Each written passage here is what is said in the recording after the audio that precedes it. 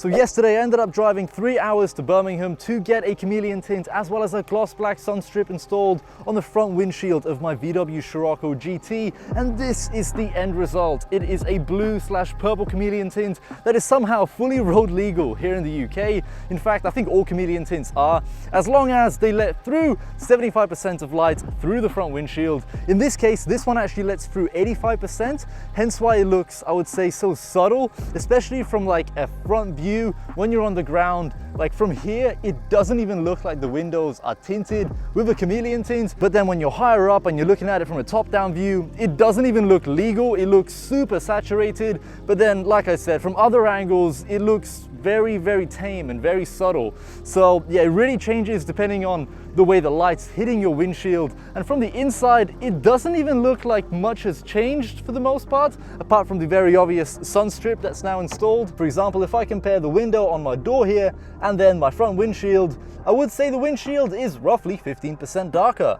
And in terms of the hue changes and can you actually tell that there is a tint installed from the inside, in my case, ever so slightly. I think if I were to have gone for a more aggressive tint, then I imagine, yeah, you would probably see more of a difference from the inside as well as the outside, of course. But perhaps in the future, I might consider swapping out the current blue/purple chameleon tint into, say, like a red or orange one, because after I had this installed, I like it, okay? Don't get me wrong, I do like it. It's a nice addition to the car, and I would probably recommend, if anyone wants something like this, I'd say, yeah, it's probably worth getting for your car. But the only thing I would say is probably go for something closer to the legal limit, just so you have more color saturation and it looks a lot more prominent that you actually have a chameleon tint, because like I said earlier, this is very subtle. Perhaps if I had gone for like a red or orange one, it would stand out a lot more, even at this light level. But all in all, pretty happy with it. For £140 to get a chameleon tint as well as a gloss black sunstrip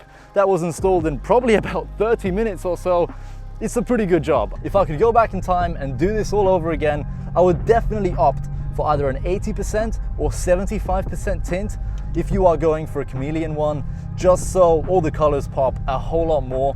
All in all, yeah, like I said, quite happy I got it done. It's a nice addition to the car. Perhaps in the future we'll change it to either an orangey red one. If any of you watching also are running a chameleon tint, let me know in the comments down below. I'd love to hear your experience with this sort of mod for your car. Quick update on the IS20 stage 3 build on this 1.4 TSI as well.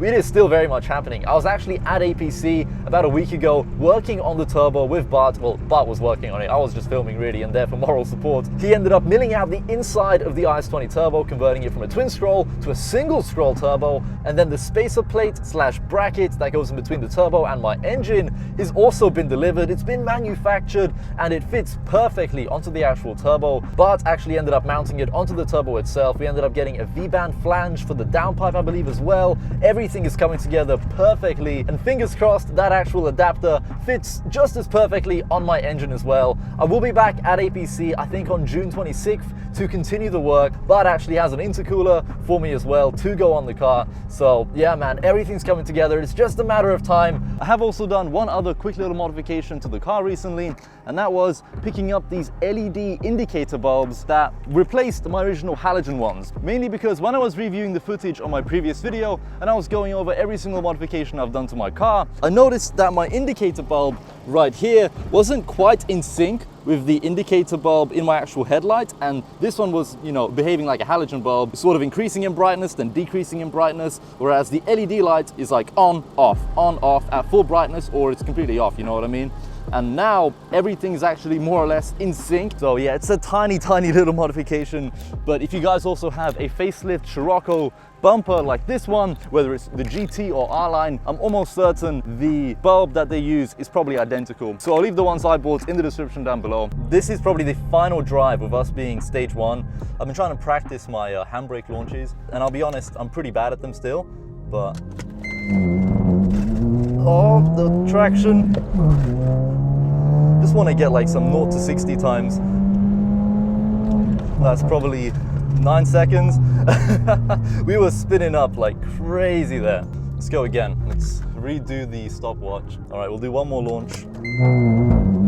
That's, oh, I don't know. We were spinning like crazy there. Oh, that seems better. 7, 8. Okay, that might have been like closer to an 8-second 0 to 60 there. I feel like this car could probably do like a 7-second 0 to 60. Best case scenario.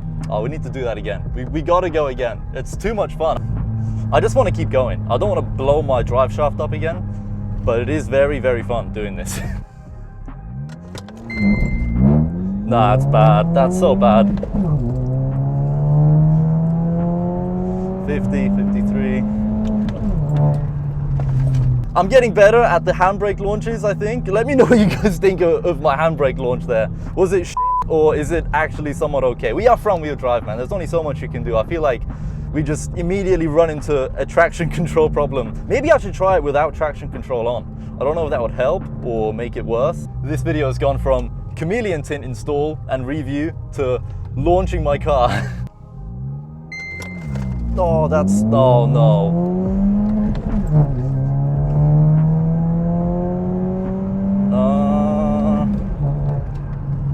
Yeah, I think I'm gonna have to end the launches there. That was with traction control on again. I was meant to turn it off. Traction control deactivated, stability control deactivated. Okay, we gotta try that again. Traction control off. I wanna get at least sub 8 seconds on the launch, but yeah, we're just spinning up, man. We are just spinning up in first gear. Traction control off this time. Oh, I don't know if that helped or not. It sounded sick though. Oh, I don't know about that one. Sounded sick, it felt very different. The pops, man. God, this car sounds absolutely beautiful. I love it. Anyway though, if you guys are interested in finding out how we got the car to sound and look the way it does, then I suggest you watch this video here where I go over every single modification I've done to the car, including the exhaust, the tires that are running on the front, the air intake. Everything is in that video, apart from the chameleon tint. That's, of course, the newest modification to the Scirocco.